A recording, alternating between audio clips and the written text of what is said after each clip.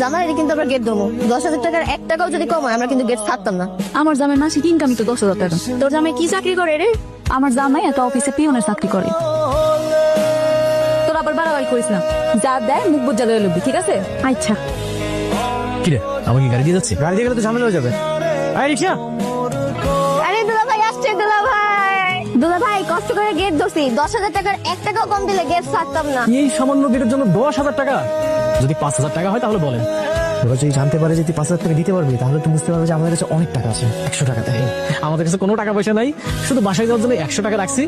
আপনারা যদি রাজি থাকেন তাহলে 100 টাকা দিয়ে দিচ্ছি আপনাদেরকে। 1 টাকাও কম নিব না, পুরা 10,000 দিতে হবে। আচ্ছা ঠিক আছে, তুই 200 টাকা দিয়ে দে। খবরদার দুলা ভাই, 200 টাকা দিয়ে নিজেদের মান সম্মানটা নষ্ট করেন না, অন্তত 500 টাকা তো দেন। 200 টাকাই আছে, 200 টাকাই দেন। তোর মতো কোটিপতির বিয়েতে যে মাত্র 200 টাকা বকশিসে পার হয়ে যাবে এটা আমি স্বপ্নে ভাবি নাই।